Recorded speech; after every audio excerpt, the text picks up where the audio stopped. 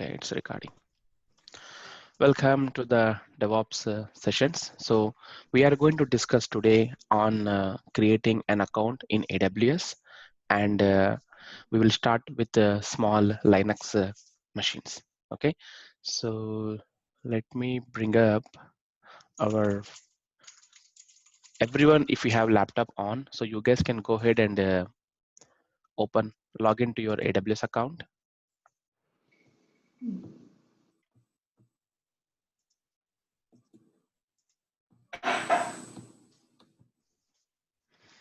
So when you log into Scene, so if you already have an account, probably you would see this.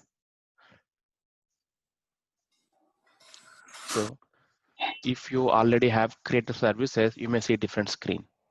So I hope everybody is on the AWS Management Console. This is what the cloud that we are going to use to cover in our DevOps sessions further.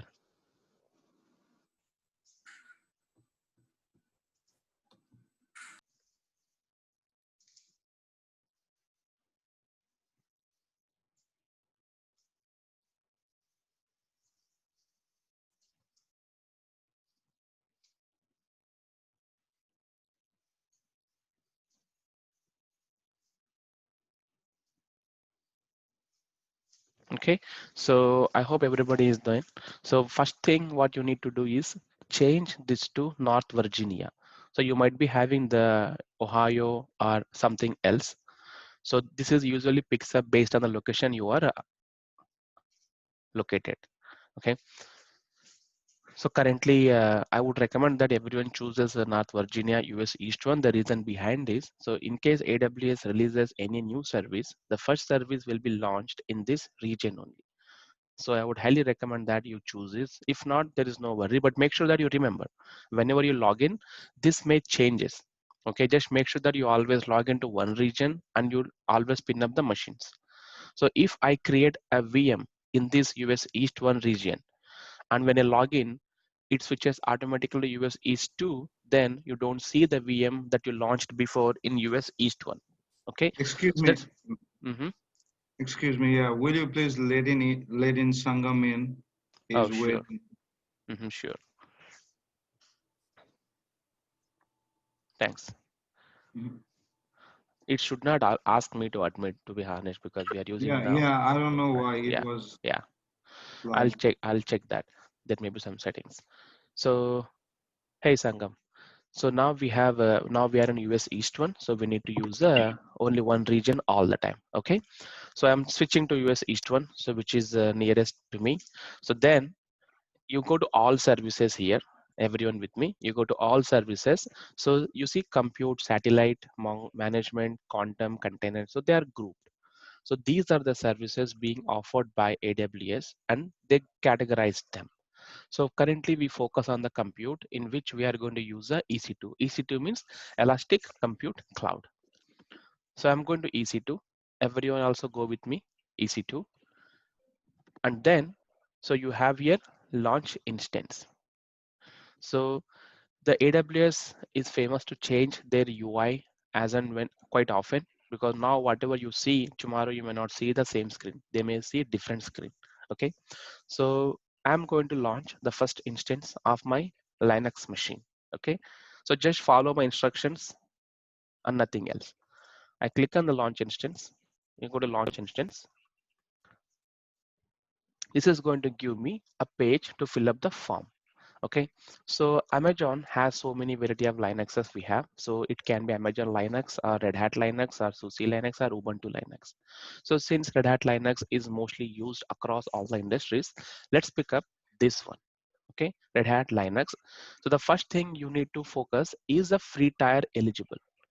So you only pick up the services that marked as free tier eligible, because if you pick the other ones, then you will be charged the moment you launch it. So we don't want to be charged because we are practicing, right? So let's launch the Red Hat free tier eligible only. Okay, now click the select. Then it will ask you what type of machine you want. Again, this has a CPU, memory, RAM, and the storage details, but we need to focus only on the free tier eligible one. okay, which is general purpose T2 micro. This is very important, guys, okay, T2 micro. And then you can do with a review and launch, or you can also go with some other steps as well. So let's go to other steps. So number of instances you want to launch, just one is sufficient for us now, okay? And whatever you have seen here, everything you can ignore it as it is, okay? So if you have been using AWS account already, just make sure that you launch the VM in a default network, okay? This we will cover while we make progress on the AWS.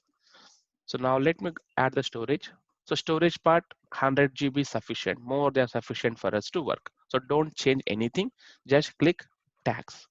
So here you need to add the tags. Tags means it's like a labeling your machines for easy understanding, for which project we are using this, for which machine we are using this. So I just add a tag, key as a name, and the value I'm going to give as a Linux, okay? And then I need to go to the configure security group. So this security group, you leave it as 22.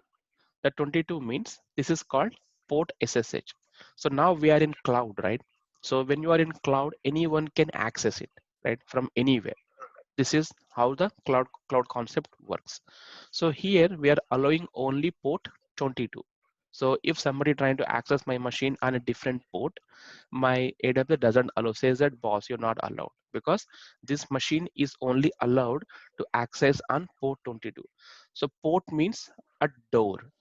So if we want to enter into an house, so we have a main door and we have backyard, right? So maybe two doors.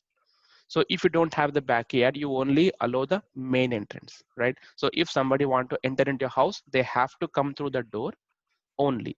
That is what the port here is. So you're allowing someone to enter into your machine using this port 22. And this talk about your source. So what is the source? Who can log into my box? So if you mention 0.0.0.0/0, it means anyone can enter into this door on port 22. This is what it is. Okay, so now I just click on review and launch. This will give you the form that we have filled. We can just go ahead and launch it. Okay, so this page that you need to be careful here. Okay, so if you already launched a couple of machines, then you may not see screen, you may see different screen sometimes. But here, since this is our first machine, you see choose an existing key pair. So now we have allowed the door, we're asking them to enter through this door, but you have to be authenticated, right, to enter into the house. The owner of the house and with the people belong to the owner can only enter the house, right? Not everyone. Even though it's only you have a door, only few people are allowed. The same way we have here key pairs. Key pair means it provides you a private key and the public key combination. Using that only you can access your machine. So now I'm going to create a new key pair here because it's the first time, right? So my key pair here. So now I'm going to put a name. So I would say uh, you can give any name. Okay, so you see this one is grayed out. You cannot launch the instance until you download the key pair, because you have to have a key with you, right? So now I download the key pair. So make sure that you save this properly. Okay, if you forget these keys, then you never log into your machine. Okay, so now I'm going to use my machine desktop. I'm going to create a folder. So inside my folder, I'm copying this key. So my key is ready. See, now it's allowed. Click on the launch instance. So now this guy will take a time to launch. So mostly a minute, not more than that. So you see instance type, the name which I have given is a Linux. This is the instance ID. This is how the Amazon identify the machines uniquely. And the pending status, I mean instance status is pending because it is getting ready. So it has a key name, monitoring disabled. We will discuss all these when we talk about the AWS. So this is see the public IPv4. So this is the IP address which we use to connect to our machine. Okay. Now I have this box. So let me open this. So now I can see the more details about this guy. Okay, so it is coming up. It is still pending status. So let's wait for some time. So now it is running. Okay, now it is running, which is good. So we successfully launched one Linux machine in our AWS cloud. Now how I can access this? So we can only access with the IP addresses, right? I copied this IP address. Now I go to my terminal. So if you have Git installed, then I would recommend that you go to Git bash. So you would see the Git bash. So when you go to the start, you will have a search over there. If you type Git space bash, then you will see a terminal. Just click that. Okay. So once you get that, you would get a similar screen, maybe not, but different screen. I make the font bit bigger so that it is clearly watchable later. So this is the screen you will also get. We will discuss with one by one. Okay. Now I'm going to desktop and I have a folder called SUV over there. So if I do ls minus latr, I have my key here, right? So now I want to log into my box. The command that we need to execute is SSH. SSH means secure shell minus I. Minus I is a parameter which we need to pass saying that use this key. Okay, I need to copy this key. Sorry, I need to copy this key and paste here. Now, which machine you want to connect? So I want to connect this box. I copied the IP address as well. And then who is the user? So user, you can pass with minus L parameter. The username, the default username it's created is EC2 user. So this user gets created automatically into this box. And this is the IP address. And this is the key name. Like you have a key now. Now you can enter it. Okay, so let's hit the enter. It's asking for the fingerprint validations. Just to make sure that when you connect next time, the same IP is connecting to the same host. Okay, so just say yes. You see permissions 0644 for SUV key PEM are too open. So you may or may not get this error when you work with Git bash. The reason behind is even though you have a key, you have to protect it. Okay, so how do we protect it and what are those permissions? I just do a command called ls minus latr, ls space minus latr. This command is like a listing because when we talk about Linux, we don't have a UI, read everything through the command. And this talks about the permissions. So we'll discuss everything in these sessions now. Okay, so just execute the command called chmod, that is called change mode 600, and then change the permission of the key. So no errors. I execute the same command again. Now it changed to RW only. So all these permissions are gone. Okay, so now let me go ahead and execute the same login command.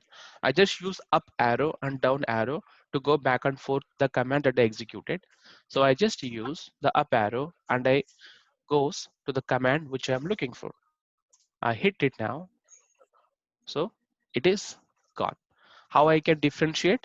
So before, this is what the machine is. So after I run this command, now this is here. So this shows that you are actually, this is the IP. You are in this box and this is the user. So you may ask me, so we use 54, 85, 58, 157 IP, but this IP is showing different because a machine will have two IPs. So one is private IP, second one is public IP. So with private IP, so we cannot log in because it is a local. It is not reachable outside. So the public IP is only reachable from outside, right? So now I have public IP here. That's why I'm reaching. So if I open this, it is not showing up here. So let me bring this up. So we can see the private IP which is associated with this machine. This is the private IP, this is a public IP. Okay. So in case if you don't know how to, if you forget the commands, then the AWS provides you an option called connect. So when you click on this connect, you automatically get the commands here. SSH client. So you go SSH client, locate private key, change the permission, and then connect to the box. So you always have the same commands here as well. Okay, so now we are into the machine. So may I know if anyone has executed this and they are able to launch the machine? Because it's the first step. If everyone is able to launch the machine, then we are good. Can we all try once? I'll pause the sharing recording as well. Yeah. So Anu, yeah. So can you close this Git bash once? Close Just it. close it. Yeah, just close it. So Okay. guys, everyone just watch it here. Yeah. Okay, close it. No worries. It didn't get closed. Okay, so I think you stopped the share screening.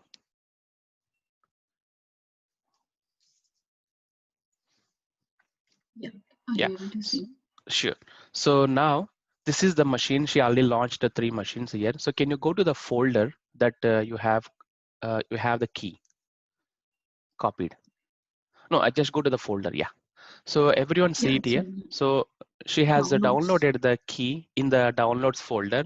Okay. So for a quick way, what you can do is, can you right click on the white space in this folder? You just go to the folder first and then right click on the white space anywhere. No, white space. No, not there. Yeah. Yeah. Right click. Okay. No, not this one. No, just you can click on the white space here. You can see the white space. Okay. Yeah. Yeah. So you see the git bash here command over there. Yeah. So the git bash here command, you can run it there. Click that. Okay. So this will automatically take you to the folder which is you are in downloads. So if you do ls minus latr, see this will list all the files you have in the folder. So since Linux has a UI, but we generally don't use the UI. So everything is going to be the CLI. Okay. So here, so since Windows, you can, with your eyes, you can browse easily with the mouse, but in Linux, we don't have the mouse. Everything is going to be the commands. So we have to have a good memory to remember all those commands. So she just did the ls space minus latr. So this listed all the files are available in that folder. Okay. So this is the PEM key she has. So similarly, you can do the same thing. You can just do the command now that displays in the your connect AWS session. Okay. Now tell me if anybody has any problems launching a machine, logging into the machine, because logging into the machine is a mandatory. Then only you can execute the commands. So can I stop sharing? Yeah, you can stop sharing. Yeah, thanks. Thanks, Anu. Yeah. So I'll pause the recording as well. Zoom recording. Okay. So now we have launched the box successfully, right? I'll also execute the clear. So now we are inside a Linux machine. So this command prompt shows that we are in the Linux box. Okay. So first we need to understand how this structure works, what the Linux is, what is the difference between Windows and the Linux. Okay. So now let me see if there is a whiteboard available here. Okay, there is no whiteboard, no worries. So we can use the online whiteboard. So in Windows, you may be having everything folders like C colon or D colon or E colon. Okay, you just use your mouse to browse through that. But in Linux, we do have a UI as well that available in Linux, but in general we don't use that. The reason behind is the UI will cause a lot of resource crunch on the machine. So it takes a lot of resource in terms of CPU and the memory and everything. That is the reason why we don't use that. So everything is going to be CLI. CLI means command line interface. Okay. So the structure in Linux is we have this guy. You see, this is called slash and he's forward slash. In Windows, you see mostly backward slash like C colon slash downloads desktop. But in Linux, we have forward slash. Okay, so this is called a root. So this is called the root. And in the Linux machine also, there is one super guy. Okay, and that guy name is also root. So in Windows machine, you have a users, and in CLI also, we have a user who is a super. The name is root. And this is the directory path. So in C, you have a share. So C has 100 gigs and D has 100 gigs and E has 500 gigs. So this is called the partition. So you have the hard disk, which is 1 terabyte, and then you partition it. Partition means like this is my bedroom, this is my kitchen, and this is my hall. The way you partition your entire your house, right? Like whatever the length is SFT. The similarly, you partition like this in Windows also. You have 1 terabyte, you have 100 GB, 100 GB, 500 GB. So these are different paths. The similarly in Linux also, we have slash and nothing else. We don't have the partition like this. The Linux will give you a different way of partition. Okay, so here we'll discuss that. The root will have the folder structure. Okay, so now everything is sitting in one place. Still, we need to differentiate, right? Because in Windows, we have all the operating system related files going into the C drive. And all the D drive you may kept for your office work. All the E drive you may kept for your personal work, right? The same way in root, we have some structure that comes by default. Okay, so here, namely, you may be having a USR. This is about your USR. It like all the user related file will go here. And there is another folder called temp. Temp means TMP. So all the temporary operations that happens inside this box will go and sit here. Once the machine gets rebooted, the directory gets deleted automatically. And then we have home. Home. So home means this is the place where a user gets his home. Let's suppose when we enter the house, the first place we see is a living room, right? If any guest comes, any user comes, they sit in the living room. The same way, home. So whenever a new user gets created in this machine, so he will have his own working area. That is called home. That gets created automatically when the user gets created. And then we have bin. Bin means all the binary files. Binary files means execution. So in Windows, when you click a button, left click, or right click, when you right click and do a delete or copy, what happens? When you do a right click and copy, it gets copied, right? But in behind, what actually happens is whatever you do with the mouse, that invokes a command in behind, which we don't see because everything goes inside a process and the command. The command means it's like a CLI command, you run it, it gets executed. Once the task is completed, it dies. So when you run a command, it creates a process. That process is short-lived or long-lived.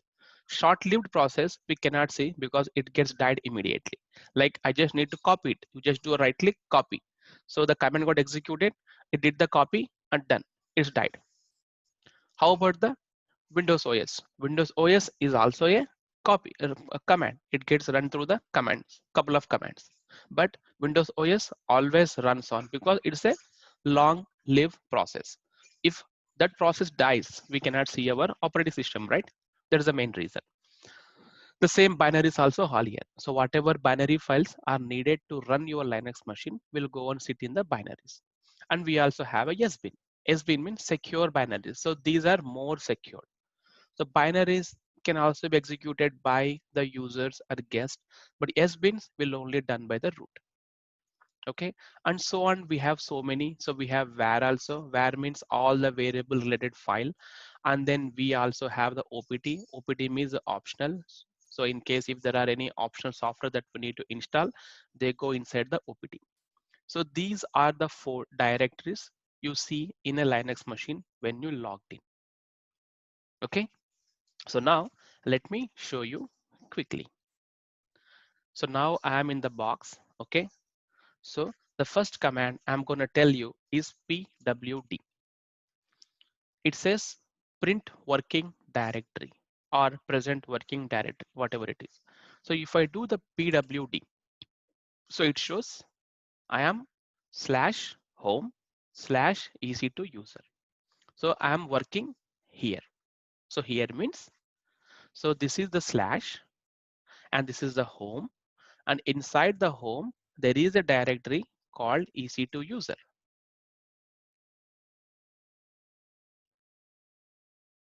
So I am actually here now.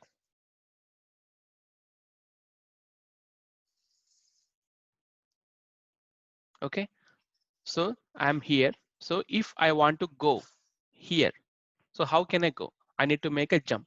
So I need to first go back to home, stay here, and then go back to root. It's like a step process. So you need to take each and every step to reach your destination. Okay, the same way. Now I want to go back. I just say cd space dot dot. The command is cd space dot dot. Now you see it was giving me this tilde symbol, right? Now it says home. Now let's do the same, pwd. So print working directory, it says /home. So now I just went one step backwards. So now I am here. Okay, now I wanted to see what this directory contains. In Windows, what I can simply say, I just go in the desktop, I just this interest, I open this, I see all these files. Now I want to go back to desktop.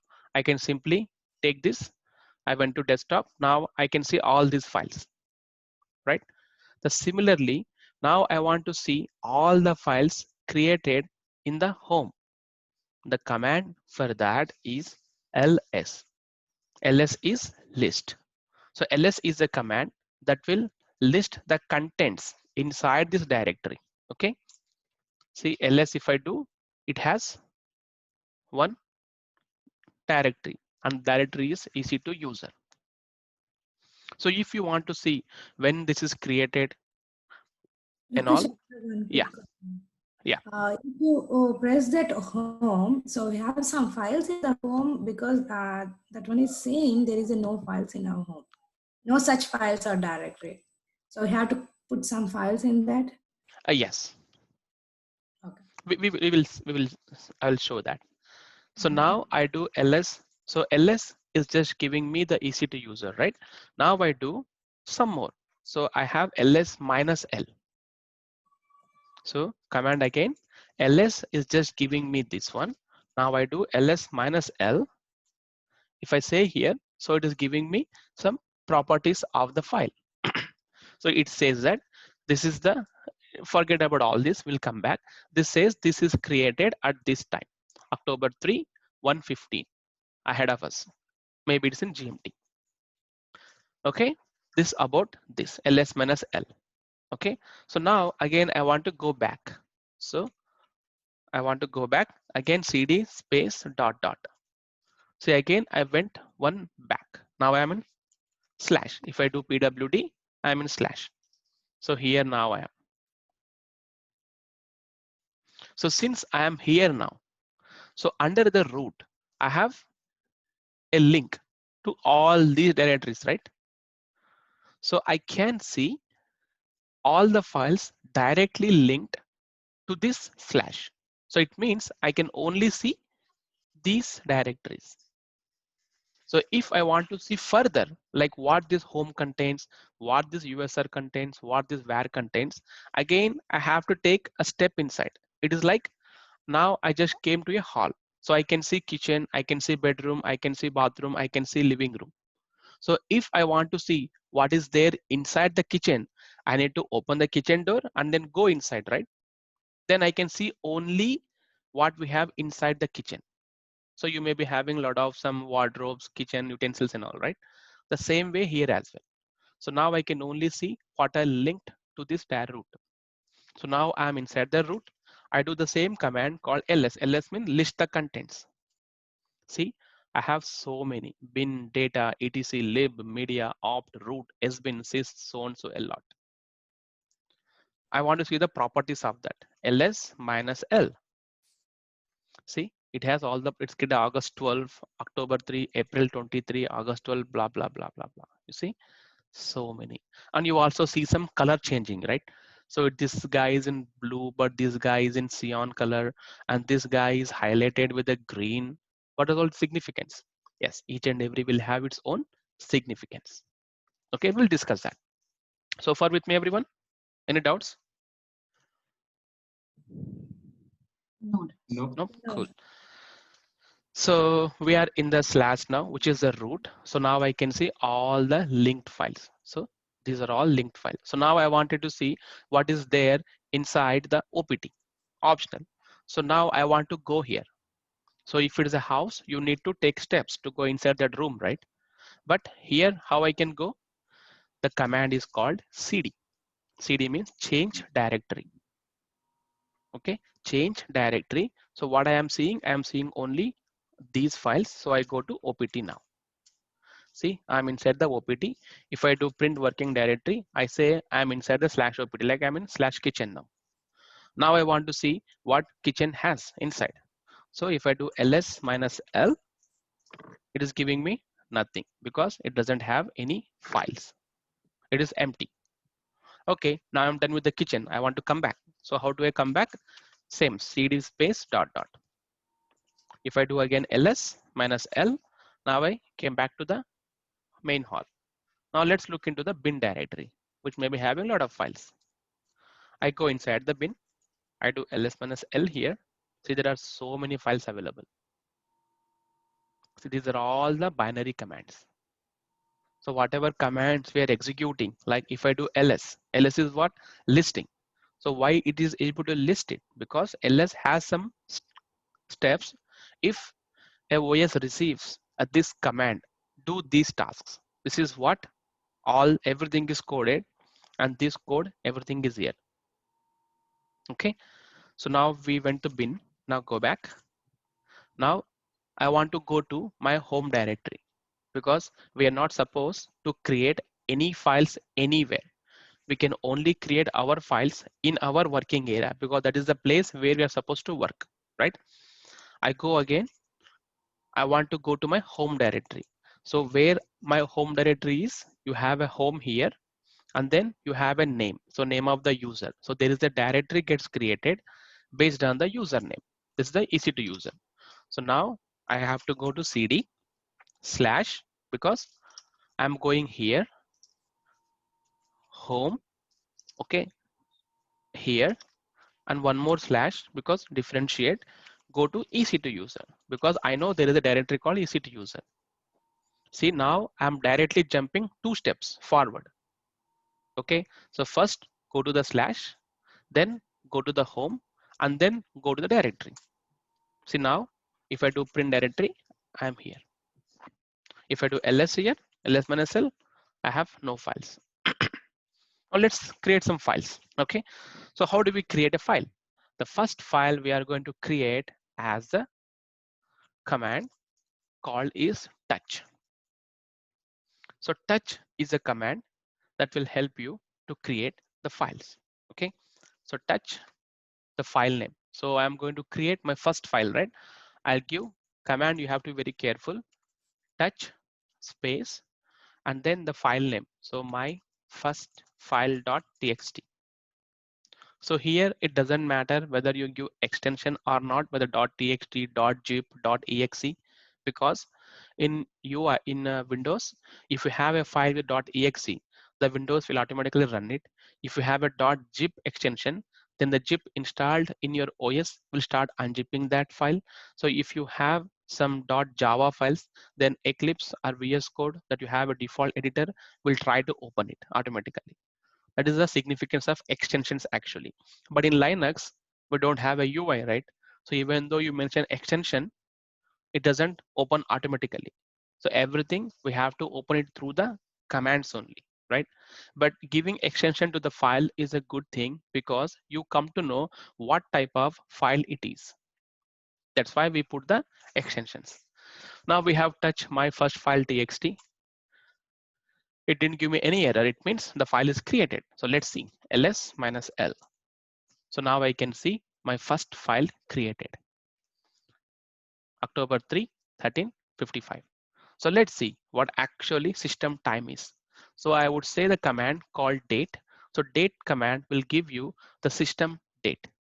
The system date says this is the system date. It's a UTC, universal time something. Okay, that's why it's showing 150. It's a GMT probably. It's in London time. Okay, so now I want to create one more file. So how can I create one more file? So again, touch my second file.txt. I do ls minus l. I have two files now created with a 1 minute gap, which is perfect, right? So now how can I write the file? How can I write into the file? It's of course, right? So if it is a UI, you can double click, type it and save it, but we don't have it here. So we have again command for that. Everything is command. So I'll show you the quick command is echo. So echo is a command that just displays, just prints whatever you say for it. I'm just asking to echo, say hi to everyone. I'm just saying echo hi to everyone. If I hit the enter, it prints hi to everyone. So whatever you put within this inverted commas will be printed. So if I again say hello, it also prints hello. But where it is printing? It is printing in your console, right? This is called standard out. Okay, this is called standard out. In case if there are any errors, you will also see some error that is called standard errors. Okay, then we can decide where you want to print that. So currently it is printing in my session here itself, right? So now I wanted to print this inside a file. So how do I do that? Same, echo. I just say hello world, close it. Okay, this is what printing on my session. Now I take up arrow, I go back to the command. I use greater than symbol here. That is called redirection. Okay, so it means whatever you do with this command, you are getting this, right? So don't print this in my session, rather print inside a file. This is what it means. So already I have my file, which is my first file. I'm copying and pasting it here. See, it got printed here? No, because I told them to print inside this file. Okay, so you see before that you have a 0 KB. This called it file has nothing. If I again do ls minus l here, you see some 13 kilobytes got added, 13 bytes added to this file because now it has some contents. Okay, how I can see this file? Double click. Does it work? No, because we are CLI mode. To do that, again, we have a command. The command is cat. Okay, so cat and then my first file. See, it is printing hello world. Clear? So now I'm clearing, clear is a command that will clear the screen. Okay, so now let me write the same command again, echo. Okay, let me first print the file. My first file, I have a hello world. Now I will also write something else. This is second time hello. Okay, and then redirect to my first file.txt. See, if I do ls minus l, I have again 26 KBs. Now let's see. So I'm cat my file. So one more good thing with the bash is, so you have file names, right, already. So if I do cat space, I just type my f. So my f, this one, if I do a tab, it will automatically fill the matching file. Okay. So now it is printing, this is second time hello. But what happened to first time, this one?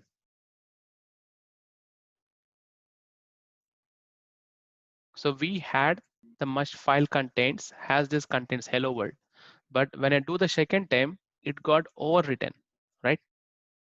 Now let me show again one more time, clear, okay, hello, first line. I'm storing this into my second file, okay? If I do cat, my second file has the first line, word, okay? Now I want to add a second line. Second line, same, I'm using the same file. Again, it added. If I do cat, but it is getting overwrite, but not actually adding to it, right? So if you want to, so this symbol will actually just overwrite the contents. This also, if you don't have the file created, it will create the file and then write whatever you say inside this file. If you have something data in it, then it will be deleted automatically. That's what this operation do. So if you want to append to the existing lines, then you just have to do the same thing. Rather, you need to use double arrows here. Double arrows means don't overwrite the file, just append to it. So now if I do cat, see now I have two lines because I used two greater than symbols here. So two greater than symbols means append, single means overwrite. That's what this is. So now let me execute it again, cat it. Now I have three lines because I used double arrows. Double greater than means append, not the overwrite. Okay, so let me clear. Any doubts on this? This is how you write a file. It's like a small echo. So we usually use the VI editor to write the file. This is a pain actually, because if you want to write an essay, a statement, multiple lines, this echo doesn't work. So for that, we are going to use a command called VI, which we will discuss. Okay. So now we have just taken one simple commands here, echo cat ls cd.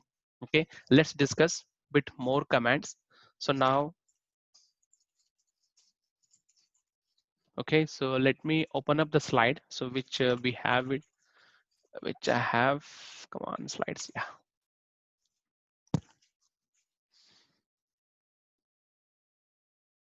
So let me know if you guys have any doubts.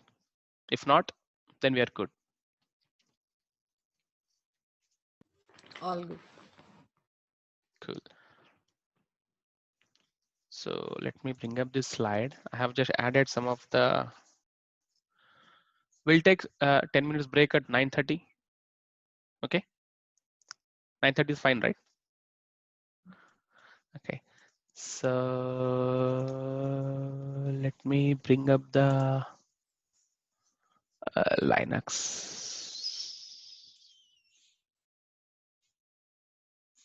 What is Linux?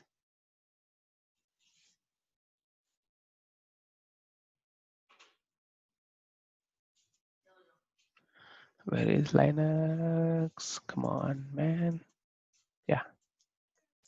Yeah, this is the folder structure. So in case if you guys want to know more details, Bitu, stop. If you want to know more details about which directory has what type of, so it can explain. So you can get this in a Google. There is no big deal. And then this is just like a booting process, how the Linux actually works. So the BIOS is the first thing. So basic input output system. So when you turn the power on, right?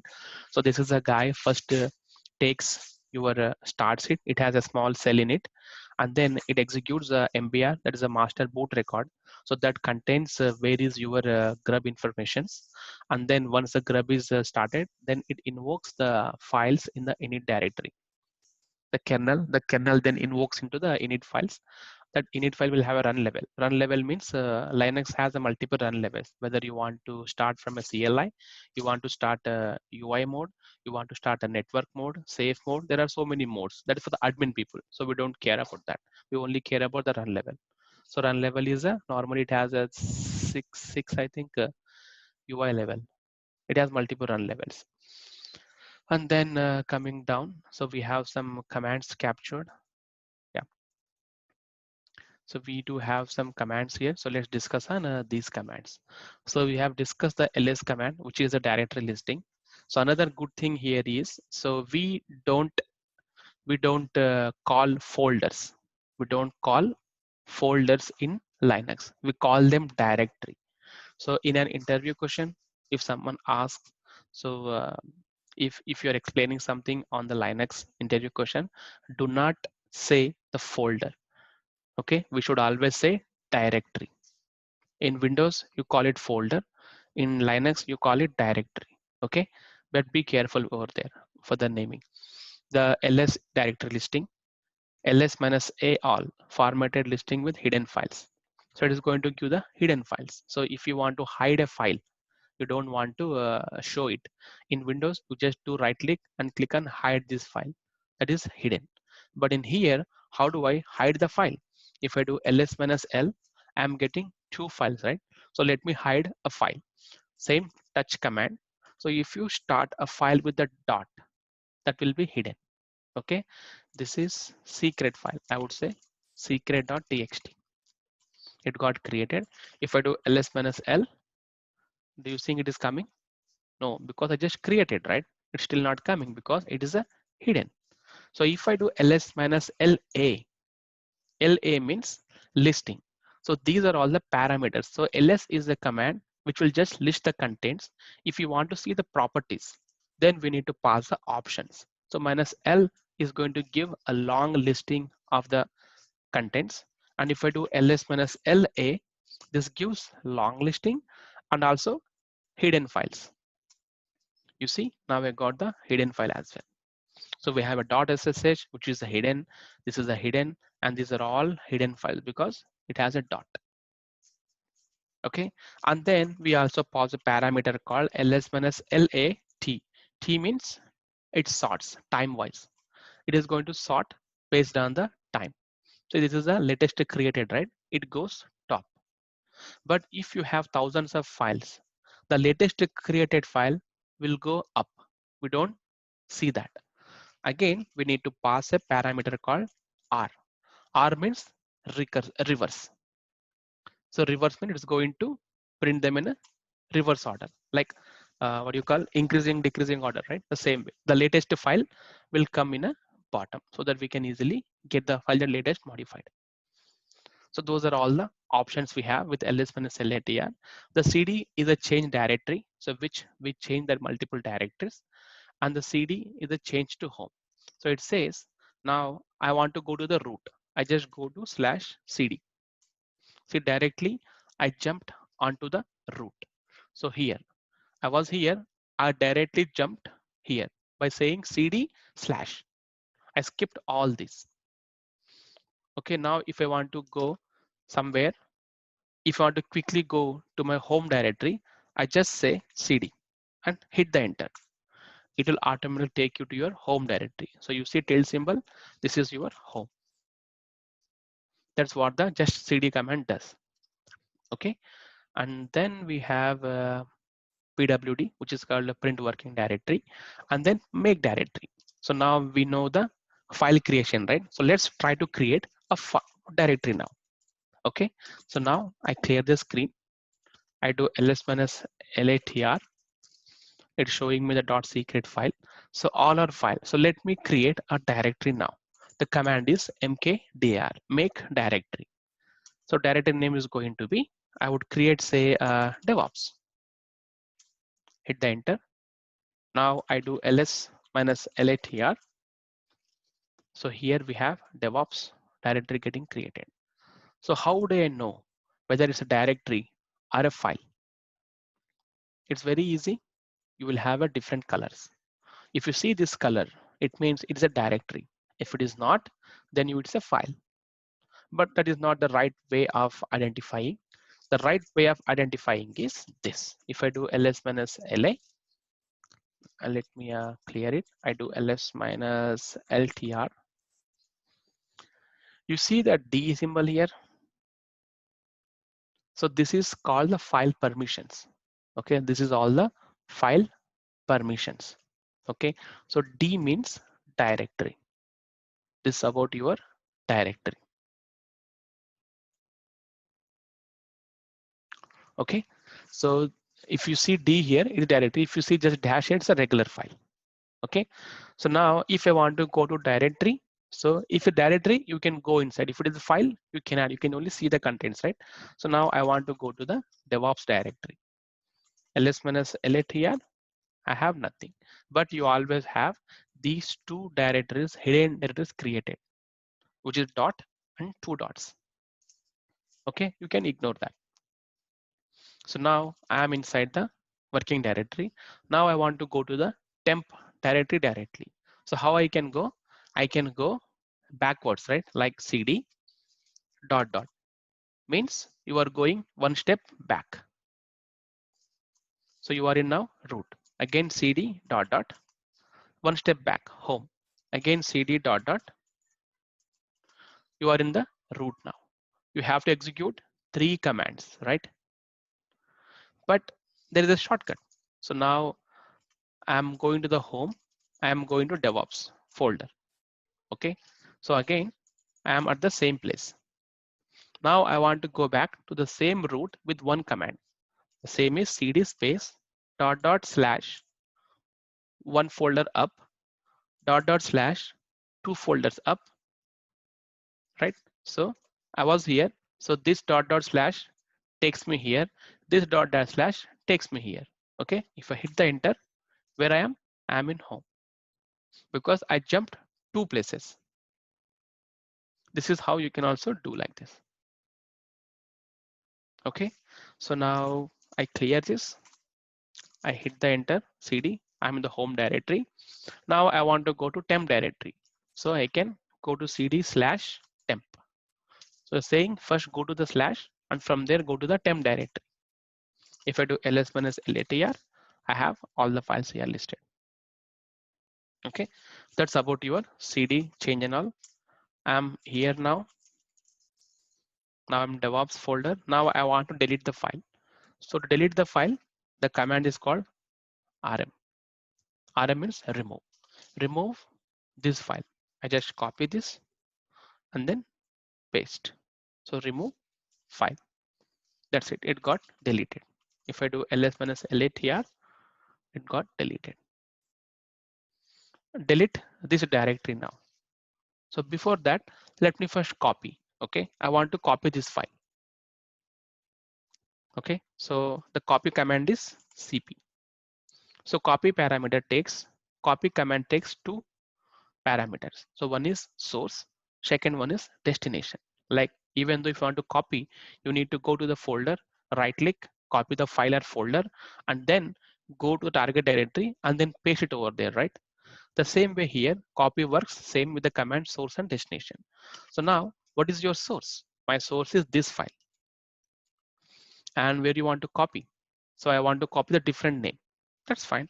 So you can say my third file.txt. See, the copy command worked. It didn't give any error. So let's check the file. ls minus latr. See, I have my second file and my third file as well. And the contents are going to be same. Let's check. My second file has these lines and my third file has same set of lines. That's what the copy command does. Now I want to copy this file somewhere else because I just copied in the same directory, right? But I want to copy somewhere else. So how can I do that? So let's say I have this my third file, right? I want to copy this file, which is here, here, my third file, and I want to copy this here. So how can I copy? I need to travel from this place because I have to be here to see this file, right?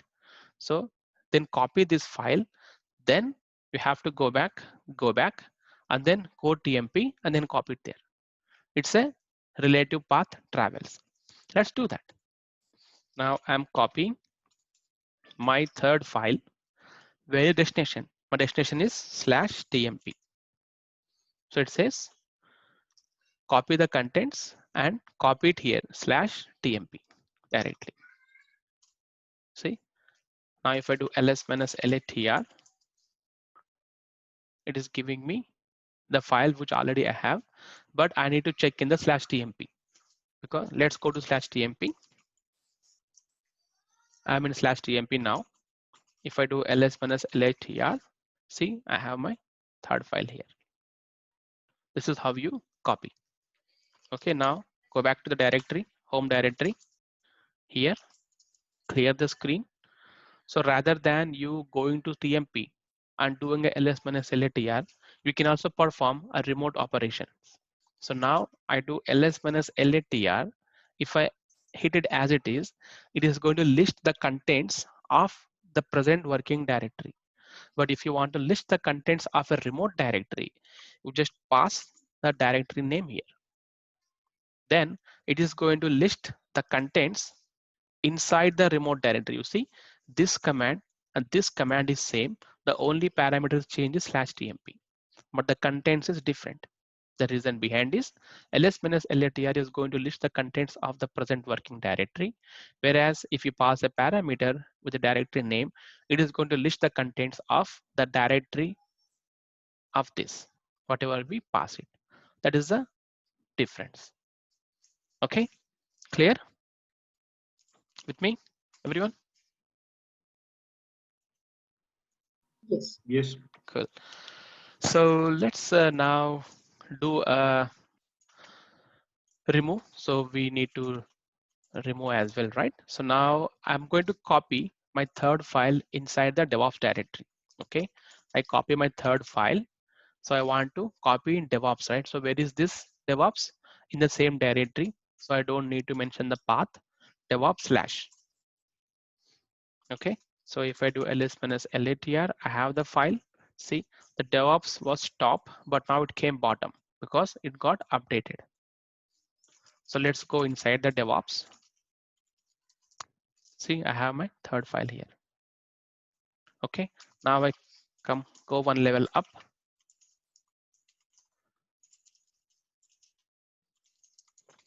I have this DevOps. So let's delete this directory, rm DevOps.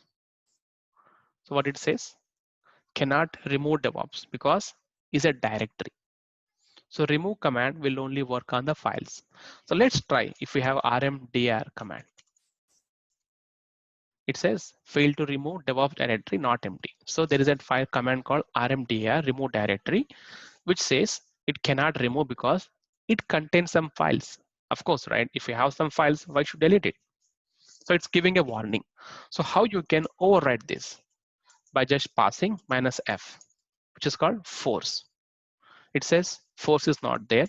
So let's do R, recursive. Invalid option. Let me do with the rm command directly.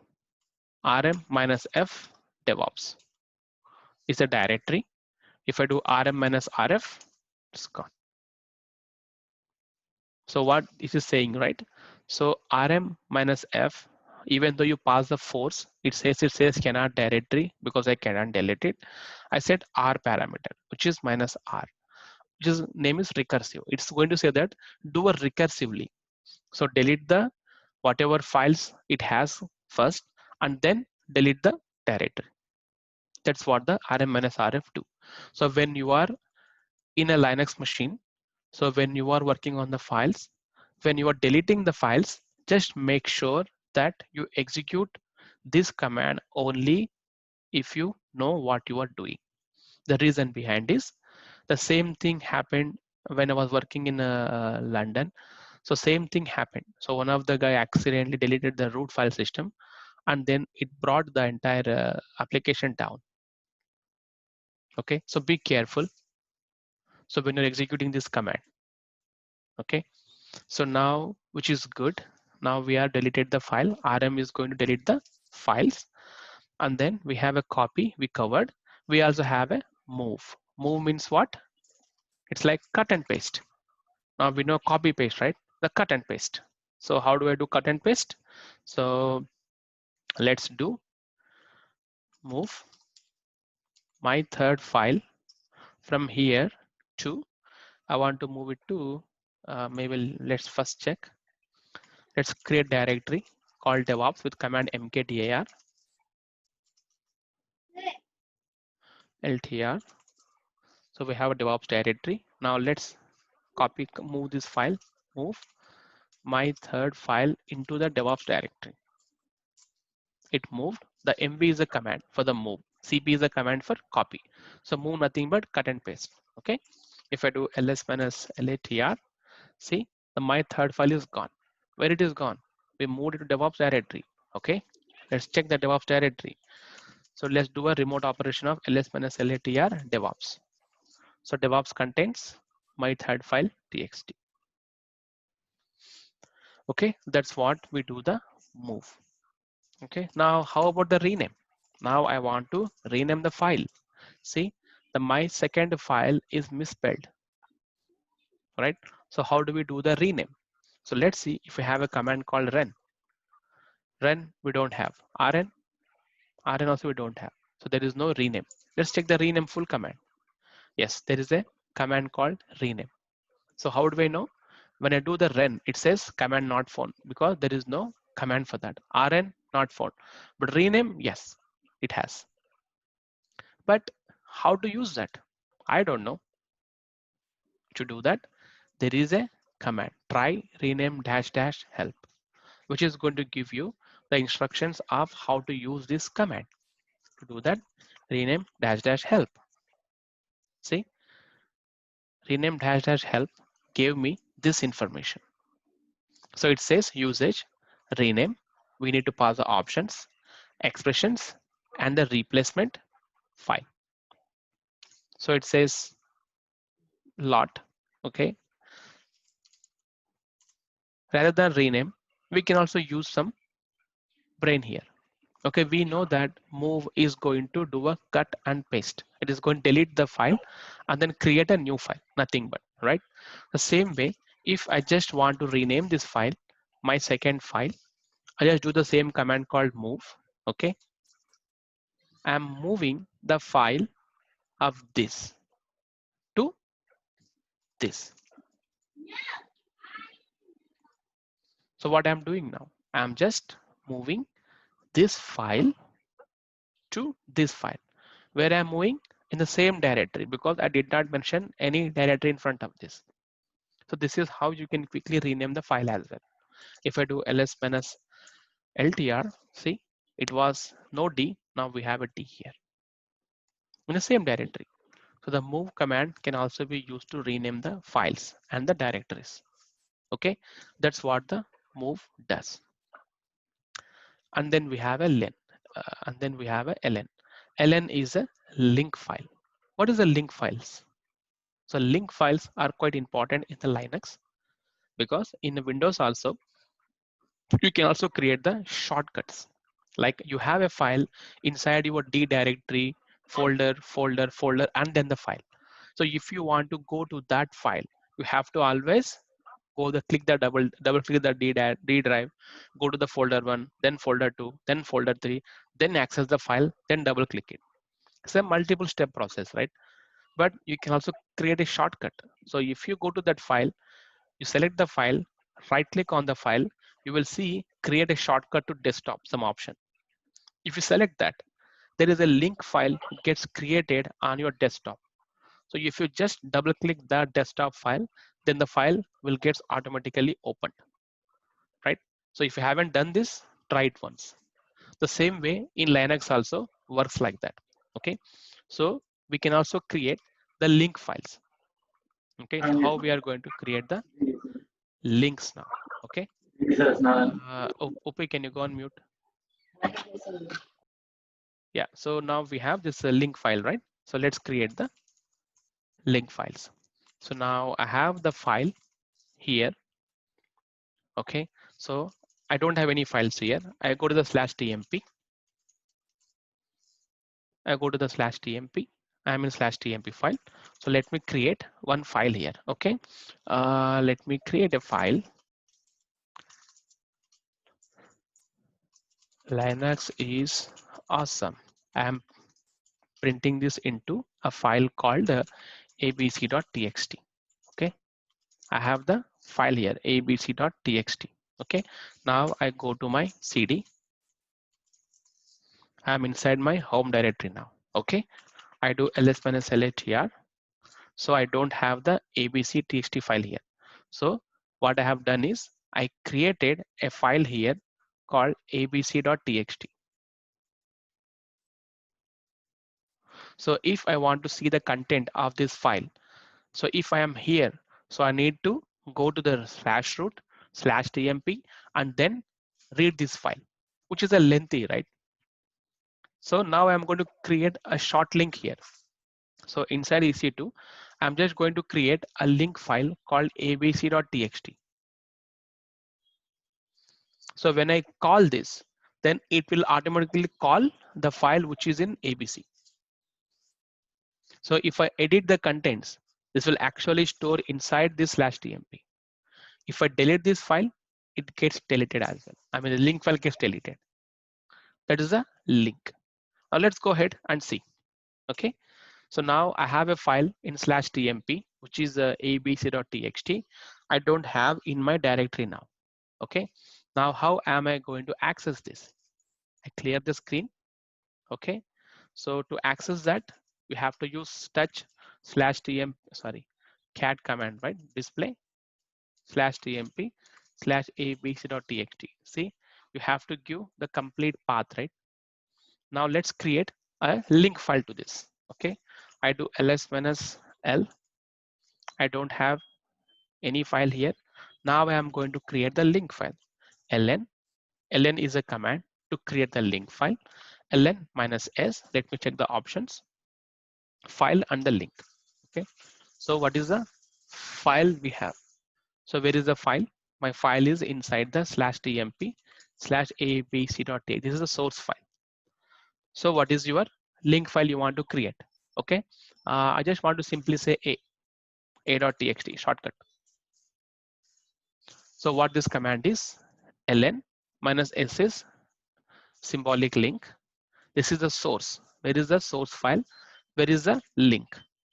a.txt. Now let's do ls-l. Now you see here L here. L means linked file. D means directory. The dash means regular file, nothing else. So now we have link file. This is a link file. The name is a.txt, which is referencing this. So if I do cat a.txt, I get what I have the contents inside the /tmp. This is what the usage of link file. So we use the link files when we want to create a shortcut to the commands or some other files. It's quite useful. Okay. That's about the link files. So I think we have a touch cat more and heads.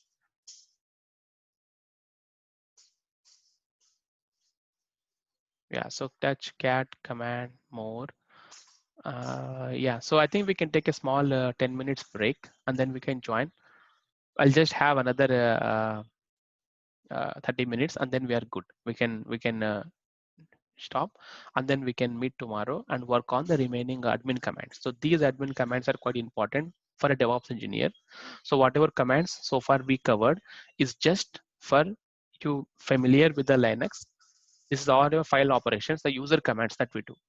And so after the break, after a 10 minutes of break, then we come back and work on all the admin commands. I mean, not admin commands. We'll work on the other commands like file operations, chmod and all. And tomorrow we focus on the admin commands, which is actually quite important. Okay. So we'll take a small break and meet at around now time is 9:30. So we can come at around 9:40. Okay. Yep. Yep. I'll stop the. Join through the same link, is it? No, you don't need to break out. I'll be Oh, session will okay. be just you just take a break. Don't Okay. disconnect. Okay. Okay. Got it. Zoom recording. Okay. So welcome back. So we discussed the commands or all these. So now we need to work on the move is done, link is done, touch is done, cat, more, head, tail. Okay. So what is this more command and what is this tail command do?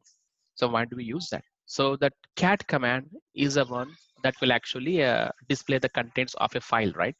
But now we have this more command, and why do we use that? So let me go to a file first. Okay, I go to the /var. Okay, I do ls-latr. We have so many files over there, and I go inside the log directory. You see, log directory. There are again so many files. So there is a file called, I cannot read this file, but let me try to read the file that has this log information. Or maybe, yeah, dnf.log. Okay, let me try to read this file, dnf.log. See, there are, when I do the cat, right? So something has gone up, right? So again, I have to scroll up with my mouse to go to that file, right? So if you want to display the contents with a page-wise, then we use the command called more. So more dnf.log is a file name. See, it only loaded 12% of the file. It stops it. So once the screen gets filled, it stops. Now you can verify. You can read the file. If you want to go to the next page, hit the space. Space is the command which will take you to the next page. See, it moved 20%. I got the next page contents. Again, space, third page content, fourth page content. So this will give you page-wise display. So if you want to go back to the previous page, the command is just B, back. See, it takes me to the back page. Space, front, B, back. So if you want to come out of this, just hit the Control C.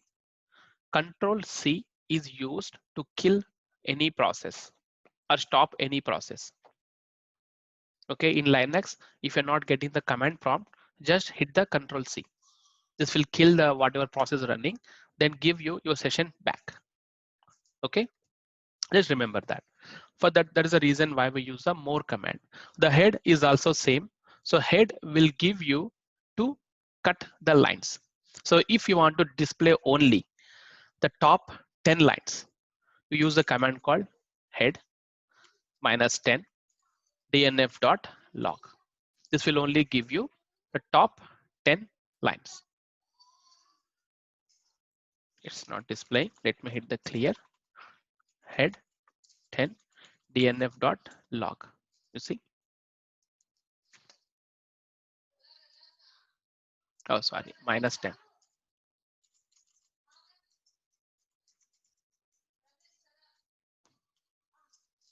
See, it displays only 10 lines. So 1, 2, 3, 4, 5, 6, 7, 8, 9, 10. It's entire one line. It's 9 line, it's 10th line.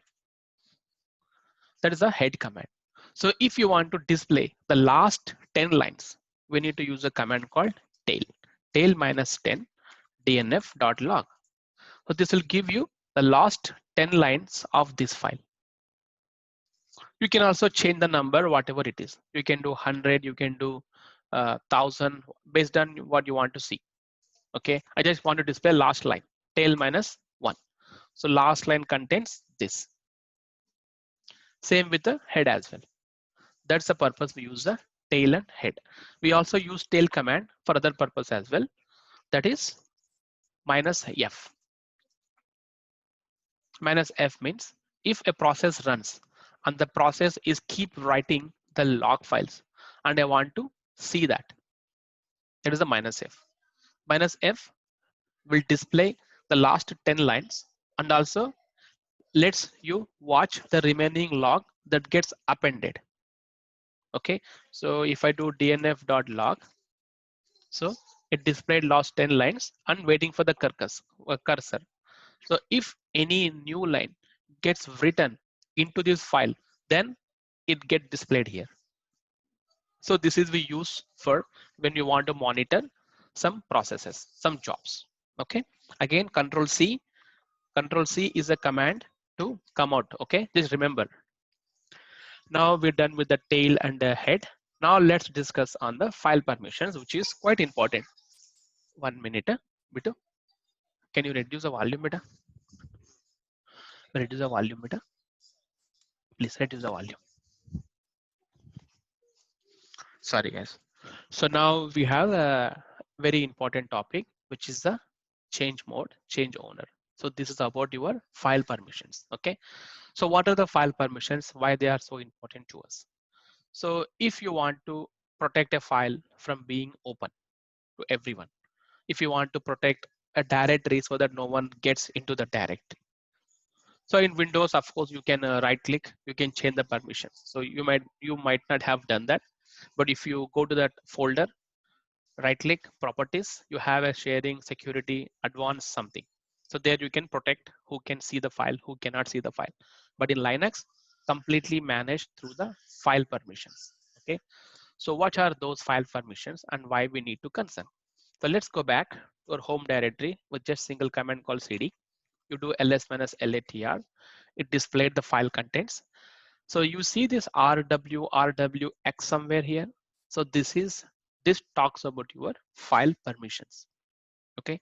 So before discussing into that, first let's know about what is R, what is W, what is X stands here. So I am taking you back to the whiteboard. Let me take a new screen, load a new page. So here R, it stands for read. So read means anyone can read the file. Okay. And then W means these people can write. And then we have X for execute. So we want to execute the file. So this talks about read, write, execute. Okay. So if persons having read access, so they can read the contents of the file. If the person has a write access, then he can write, he can edit the file, he can delete the file also. The execute means, so he can, if it's a directory, he can go inside the directory and he can run that file. So that's about read, write, execute. So here in Linux, so we have some categories. So let's talk about our home itself. Okay. So we have a home. Okay. So since the owner of the house, maybe it's owned by parents. Okay. So they have full privileges, right? So they can go to bedroom, they can go to kitchen, they can go to backyard, they can go to do everything because they're responsible. So they have full privileges. So they can read, so they can see what's in the house. They can write, they can go inside the house, they can change the things, they can execute, so they can modify whatever they want. That is the full privilege. That's called the owners. Now we have kids. So we have a kids. So even kids are allowed in the house perfectly. So what kids are allowed? Kids can go everywhere, but can they go inside the bedroom and edit the locker? Can they access the locker? You may say no. Now you have an office room is there, so parents are working. So do you allow the kids to go inside the office room and work on the office laptops? Maybe not, right? And there are some private areas which you don't let the kids go because it's a private, it's again secure. They're still part of your house, but they have some restrictions, right? You and your kids are one group, but still you can control the access. That is thing. Now another thing, guests. So you have guests coming to your home. So now guests come to your home, right? So just because they are guests, do you allow them to walk freely entire house? No, right? Let's suppose if some painter maintenance guy comes, he just want to fix some ceiling issue or some fan issue. Do you let him freely walk to bedroom or office room or kitchen or private areas? No, right? You only let him access what he came for, to fix the fan. Just access the fan and go. That's it. That's about your others. So they are others. So now we have owners, group, and then others. In similarly, in Linux also you have same permissions here. So rather than owners, we call them user here. So users means they actually own the property. The group means they are part of users group. They're all one group, like our kids, our parents. And then we have others like guests. Same applies to Linux as well for a file and directory. Okay, so if you go here, so you see here EC2 user and root here, because this dot dot file is owned by root. And then is a group. So they belong to group, root family. Now same ways here. Now I have a directory called DevOps. So this is owned by EC2 user. And this belongs to a group called EC2 user. So this house belongs to a person called EC2 user. And he also has a group, like you have a surname, right? Let's suppose Bididoddi or Konda. So they are called families. So surnames, like this EC2 user family belong to, this folder belong to these people. So whoever part of this group can only have access to some access. And this owner, being a full authoritative, can do anything inside this directory. That's what about this. Okay, so now others. What is the others? Where are the others here? So others are not shown. In Linux machine, you can have multiple users created because it's a one box, right? So when you work in a industry, so your team maybe consists of 10 people, right? So 10 people means 10 people have access to Linux box. So now you create your directory called my personal. Then you don't want others to watch, right? Right? So that's why you assign privilege so in that no one can access. Even though they are part of the Linux machine, they're not supposed to access it. The same way here as well. So in Linux, so we have user privileges, and then we have group, and then we have others. Same privileges. So RWX and then RWX, right? User, group, and others. So you can assign. So now in the group, yes, my kids can read. So my kids can go to the office room. They can go to the bedroom. They can see the locker, right? But they cannot do any modifications. I don't want to grant them access. But execute, yes, so they can open and see. So execute. For others, no, I don't want to read them. I don't want to execute them. I don't want to write anything to them. So this is what the file permissions talks about. So if I look at the file permissions here, you have this, right? So this is dependent on like this RWX, RWX, RWX, and the dash here. The first position talks about what type of file it is. Is it a directory or linked file or a regular file? So here, see the first line talks about D, which is directory, dash means regular file, L means linked file. So this denotes that. And the next three positions, which are RWX. So these three positions belongs to the user. So he is a user, belongs to this guy, RWX. So he can do full privileges. So if you see RWX, R means he can read it, he can write it, he can execute it. And then the next goes to, now let's talk about this DevOps. Okay, so this DevOps means user can have RWX and the groups can have RWX here, RWX. So that is belongs to the group. So again, group has a RWX full privileges. So group can also have a full privileges. Now the next three belongs to others. So others means the people who are part of this Linux. Like you are in a community. In your community, you have a house. In this house, look, the home directory is your house. So user belongs to me. They can do anything. Others is a groups. So groups can do anything like my kids. And then others they can only read and execute. They cannot modify anything. So they can of course come inside my house and can do if there is any maintenance activity, but they cannot write anything. So similarly, I'm just giving only this. So it means I'm not allowing the write permissions, only read and execute. This is what the file permission talks about in a Linux. Okay. Any doubts on this? This is very important. If you don't understand, let me know. So the link file, Mhm. when it says that a.txt, I mean, there's an arrow and then to the temp, right? Mhm. So that means that a.txt is linked to the ABC file?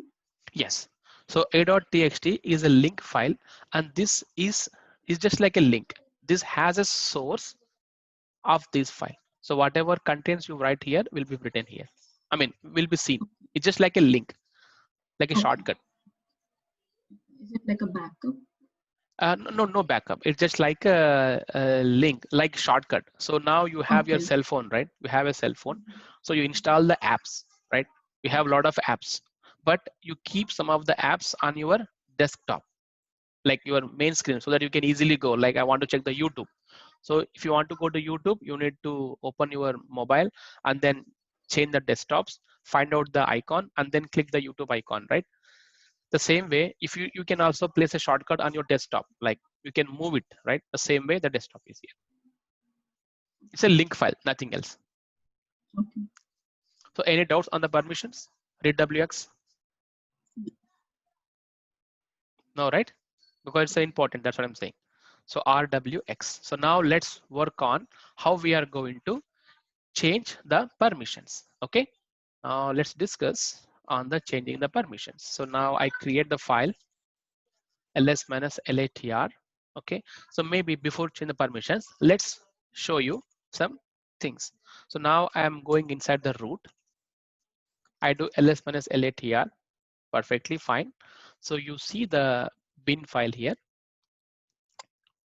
So I'm going inside the, maybe let's go to the var. So I'm going inside the var because now tell me, okay. So you see, who am I? Who am I is a command will give you who you are. Okay. So I am EC2 user. So I am an EC2 user. Okay. Now I am going into the / directory. Okay.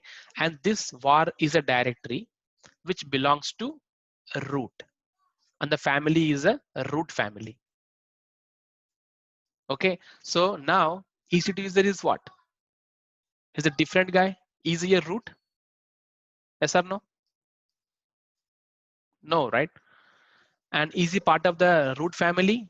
Of course not, because his name is EC2 user and this var is owned by root. So this var doesn't have any privileges, but there are permissions. So these three permissions belongs to the user, these three permissions belong to the group, and these three permissions belongs to other. So since EC2 user neither a root nor part of the root family, so he falls under others. Like this EC2 user is now a maintenance guy to this var directory. So what he can do? So he can read, he can execute. So I can read, I can execute, right? Okay, which is fine. So now let me read. So I went inside the directory. Now let me come back. Try to delete it. I'm using rm-rf, which is a full powerful. directory. What it says? Permission denied, permissions denied, permissions denied. It says, hey, EC2 user, you doesn't have privileges to delete this directory because the var Root. hasn't given a W permissions, because you cannot delete it. If I am a root, then these three permissions apply for me. So I have write privilege, I can delete this. Since I am a EC2 user, I cannot do that. Okay, let's go inside var. So again, I don't have any, I fall under the others, so I don't have any write privileges. So even though if I try to create a file, I won't be able to. Let's try. Touch. I'm like a hack. Okay. Hacking.txt. It says permission denied because I cannot write anything because I fall under as a maintenance guy, like a other person. That's why not allowing me. That's fine. So that's why we always go to our home directory. Home directory is your place where you can create the file, you can delete the file, you can read the file, because you have full privileges on that. That is the reason why we have a home directory. Okay. So now let me go here. Okay. Now let me create a file. Okay. So touch abc.txt. Already I have this file. I cannot do that. So let me create a file. Touch element.txt. ls-lat here. I have element.txt. Currently I have read write and I cannot execute. Read w, r only. So I want to change the permissions. So I want the group. So this is a user and this is a group, right? So I want to change the permissions. The command is chmod. Chmod is a command which we use to change the mode of the file. Okay. So I want to work on the user. So u. I want to grant the execute because currently it doesn't have the X permissions here, right? So I would say granting. So I'm adding. So plus X. So add the X to whom? User. Okay, and which file? Element.txt. Okay. I copy and paste. Command got executed. If I do ls-l, you see element.txt, change the color to the green, and now user has a X permissions. So before that, it doesn't have it. Right? Now element has a X permissions because we granted the permissions. Now we want to grant the group as well, like our family members. So how do I do? Same chmod. It's a group, right? G. Which permissions I want to add? X on element.txt file. Done. If I do ls-l, see, now even group has a execute permissions. Now I want to remove the write permissions for my group. Like my family members cannot access the write. How can I do that? Same chmod group minus write. Minus write means remove. And which file? Element.txt. So if I do ls-l, my group has a minus. That is what the element.txt do. I mean, sorry, chmod do. If you want to do the same others, the same command. Now the others have read write. I don't want to let them inside. So how can I do? The same command. I just use the O here. O means other. So already I have the read permissions. I want to remove it. So minus which permissions? R permission, read permission. It's gone. ls-l, it's gone. See, this is how we work on the file permissions. Okay, the user, group, and the others. Clear, right? This is called the change mode. So in technically, so we generally use u plus x, g plus x. We always use the octal numbers. So what is our octal numbers? How does it work? Okay, so let me just do some more exercise here so that you get familiar. Okay, so now let me create a directory called mk directory. This is called my kitchen mk directory. This is called the patio.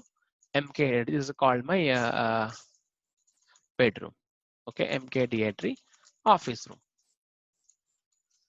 So this is my house, and I have these directories: kitchen, patio, bedroom, office room. Okay, now I have this permission. So let me remove all the permissions first. Okay, so change mode. Okay, group minus RWX. So remove all the permissions, comma, other RWX. So you can also give like this with a comma separated. Okay, now what is the file name? So file name, I want to use a bedroom. What? Oh, I think that is not working. Yeah, I will give a space over there. So I removed group read WX, other read WX. So bedroom, group no permissions, other no permission. Let's see. See in the bedroom, only the RWX. So first RWX belongs to the user. So who is EC2 user? So he can only enter it here.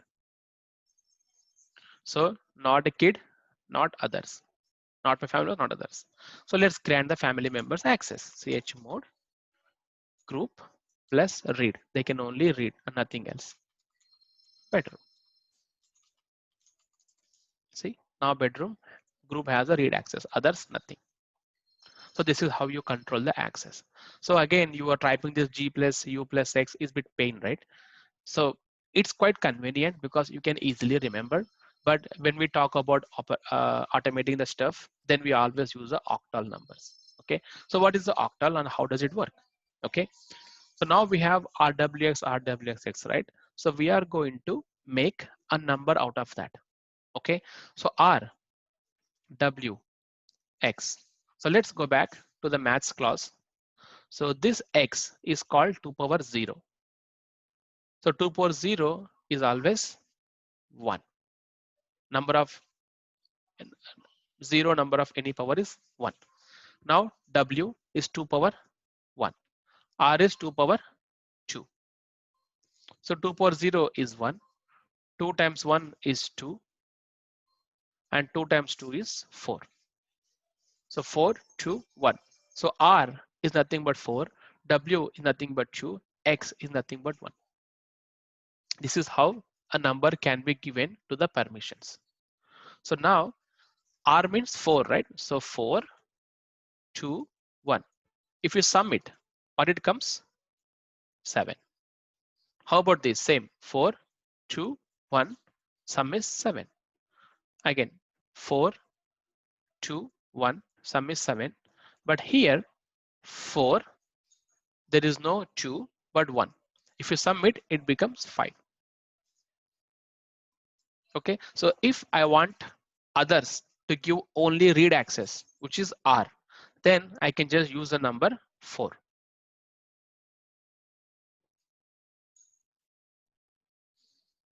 Right? If I want to give only read and write, I can only give the number 6. So X, I can only, if I just only execute 1. So if I take you back to the instance here, you see the chmod command, they say 400. So what does 400 means? So 400 means, now let's talk about the 400. So 4 means what? Read. 0, 0. So this every number belongs to the user. This belongs to the group, and this belongs to the others. So we sum it. So let me open a new window here.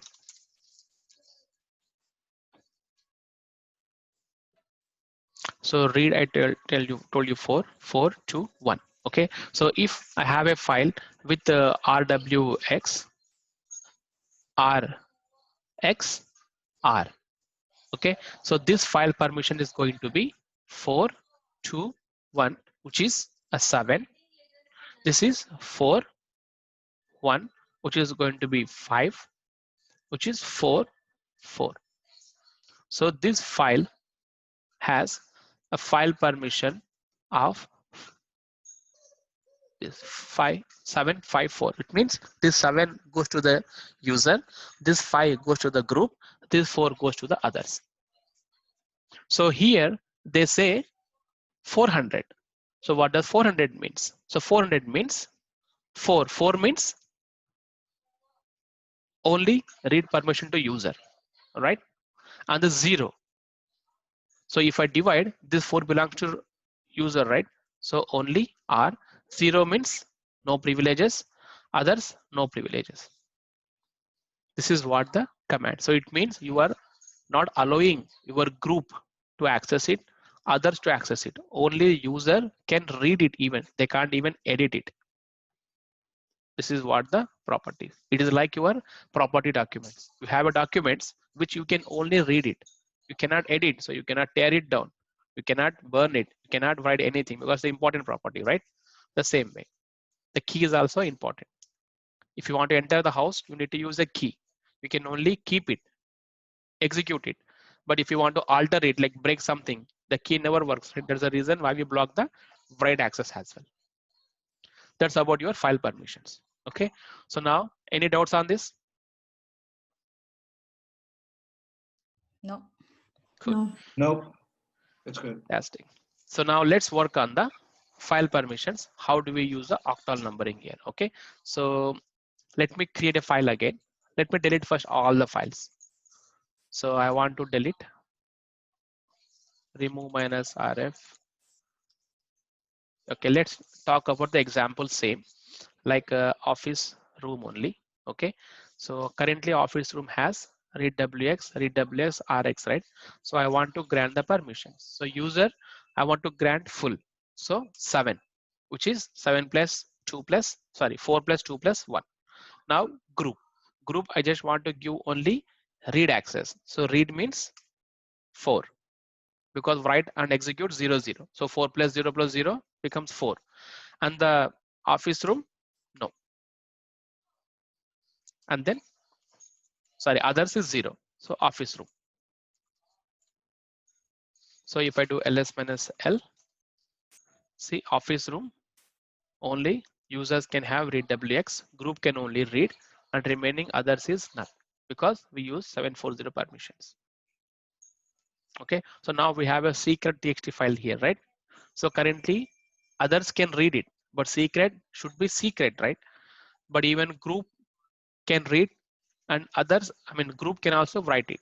So let's log that one as well. So with the same chmod, okay, only the user can read it. So read means what?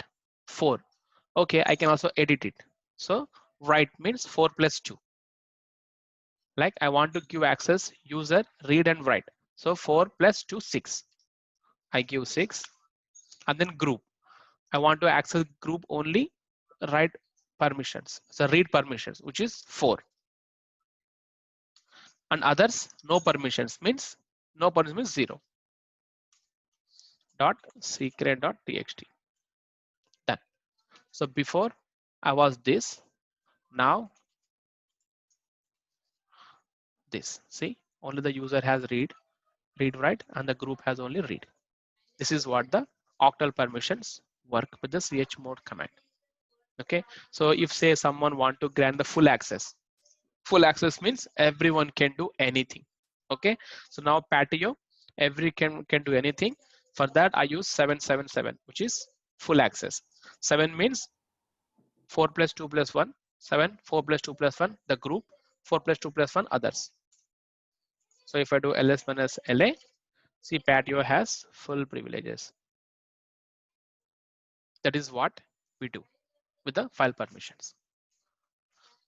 Okay, so that's about your file permissions. So now let's talk what is the other command that we can cover. So the remaining commands we have is on the change owner, user add, group add, ps. Okay, so remaining all the commands are quite important now. So whatever we have covered so far is just able to launch a Linux machine and then execute some small commands to make ourselves familiar with the Linux environment. So some of you may never have seen the Linux interface and may not execute any command. So I would highly encourage that you find at least an hour or 2 hours of time, execute all these commands, make familiar yourself, because these commands are being used in a daily basis, regular basis. There is no option because we execute all these commands every day. Okay, so make yourself familiar with all these commands. Try to memorize at least the ls, cd, pwd, makedr, rm, all these commands. Okay, so once you yourself make familiar with all these commands, then you guys are good. So tomorrow we are going to meet at the same time, 8 o'clock. Then we will cover all the admin commands. So you may find bit difficulty to understand these commands tomorrow because these are all admin related. Okay, that is what needed for a DevOps engineer in an office, like installing softwares, configuring softwares, right? Checking why the machine is down, checking why the processes are down, not working, how to tail it, how to troubleshoot it. Those are quite informative tomorrow. Okay, so make sure that you practice a time 1 hour, and then tomorrow you will feel comfortable working on the remaining commands. Okay, so if you guys feel not comfortable or not getting the topics, let me know immediately so that we can discuss it. Okay, so Tomorrow you will be also covering the rest of the three, which is like chown, user add, and group add. yes, so whatever comments we left here will be covered tomorrow. Apart from that, I will also cover some more comments which are not captured here. Okay. Okay, so now it's in your hands. So if you don't practice well, then you may not get the remaining stuff, because each and every class is like a stepping stone. So if you miss that step, or if you don't understand the step, if you don't practice yourself, then it's become a bit difficult to carry the sessions further. Okay, good. So anytime we open the Git bash, we need to follow the same instructions, like copying that link and pasting it and then executing the commands. Exactly. So you have to first connect to the box. So once you connect inside the box, then you can execute all these commands. Okay, so in case if you find difficulties, you can always ping in a WhatsApp group. Okay, so if I'm free, I will definitely respond immediately. So if not, then I may take some time, or someone else, like let's suppose you got some issue with the ls command. If I'm not seeing, if Anuya or someone, Rani, has seen it, then if they know the answer, they can respond immediately. So that's the way we can share the knowledge and gain the knowledge together. Yeah. Clear? Yep. And Cool then. also, can you share the link which you have shared here in the chat? Can you share it in the WhatsApp too? The Git. Yeah, I already shared it. I'll share it again. Okay. Yeah, that is the GitHub. So if you go to my GitHub link here, right? So we have a slides here, so you can download this PDF. There is the same PDF. I have attached it here. It's So loading. Yeah. even the today's Zoom recording will be posted to us, like. Yes. So I just recorded this, right? So I will see how I can post it. Probably I'll upload this in a YouTube and then share with you. So in case if you have guys haven't shared your Gmail, let me know so that I can add you guys. Okay. Okay. Cool. So any more questions for today? So in case of the instance we created in AWS, do you want us to like usually stop it so that like? Oh yeah, that is a good question. So now, so AWS, right? So we are in cloud, right? So cloud charges for every second, every milliseconds you use, consume their resources. Okay. So even though they say it's free tier, so there are some limits. So whenever you are done working with, so you just do two things. Either you can stop the instance or terminate the instance. So until you make yourself familiar with the instance creation, then you just go ahead and terminate the instance. You go to the select, you select the machine and go to the actions. Where it is gone. Oh, now Yeah. I think they've changed it. You need to go to instance state in Yeah. actions. Go to Yeah. the Go to, actions. yeah. Yeah, I think so. You need to go to the instance and then click on the actions. You have a terminate instance. So terminate means it completely deletes the VM. So when you have to relaunch it again, you get the new IP. So you can also stop the instance. This will just bring the shutdown. So if the machine is shut down, then it will not be charged. Okay, then you can use a stop instance. So make So sure that generally, how many? I'm sorry. Generally, how many hours do we have? It's like free. Yes, so there is a free tier. So they have a PDF document. So one machine you can run for a whole month, only one machine. Okay. So let's suppose you have two machines. So one machine has run for a complete 1 month, and the second machine ran for 2 days. So you will be billed only for the 2 days because they are giving you one machine free for 1 month, right? The remaining second machine they will charge. So if you have two machines and you are stopping them in every night, so you are having only two machines running for 12 hours per month. So 12 hours 1 month, 12 hours 1 month. So together it becomes 1 month hours, like 730 something. So you are not billed like that as well. Just it's better recommended if you're not using, just stop it or terminate it. So termination will take time. Again, you have to bring a new machine. Stop will just quick, it stops it. You can start it and then use it immediately. Clear? So all good? Any question? Any more questions? Feel free. So this is for you guys, not for me. So if you don't understand the concept, then you may not do well in the office when you join it, right? Good then. So if there are no more questions, then we will meet tomorrow at 8 a.m. Sunday. Lucas, that means every time you have to copy that link and you have to start the work, right? No, not the no. Just think like this, okay? So we don't behead here. Rather, we follow the process. Okay. So now first, what we have done? So we launched a machine. So what is the next step? So now we need to connect it. So how can I connect it? So I need to remember the commands. If I don't know the remember the commands, you are always welcome to come here, go to the connect button. So go to the SSH client. You will see the information because the AWS already made this available for everyone. And this host name changes. So if you stop the machine, if you start it, this may probably change. Okay. Or if you terminate, create a new machine, again, this one changes. So that's why. So rather than remembering this, it's very easy. You just use the command called SSH minus I will tell you where is your key. You just give minus I parameter and the key name. EC2 user is a common user which exists in the machine. And then we have an IP address. So here you can use IP address or you can use the DNS name. This is called a DNS name, fully qualified domain name. Okay. Yeah, and I think like if you are not using Git bash here, then you can provide the directory on that same link, like SSH on the same code, and then it can run, I guess. So have they given this?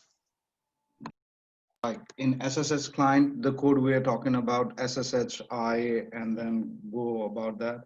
In that, like previously, what we used to do was, if I'm not using like Git bash here in the folder where we have the key, what you can do is like provide directory in the same code, Yeah. like slash this, Yeah. and Yeah. use the file, and you can access it. You don't need to do like Git bash here. Yeah, because that is quite because since I mean if now you know the Linux, right? So now you know how the CD works, so how to travel through the directories. So that's why you can start the git bash from anywhere, and then you can travel using the CD command to the directory and then execute the command. Yeah. But I just told you git bash here because that will directly give you the git bash from the same working directory where you have the file. So it becomes very easy for you guys to just run the command. Yeah. Yeah. Like I was just giving another way to do that. Yeah. Like Yeah. if you forgot to do Git bash here, you can do like Git bash and then provide the link. Yeah, exactly. Yeah. Okay, I just copy this link in the GitHub, but it's saying error. What it's saying is cannot be established. Let It's a me stop warning. the recording and then we can do a screen share. So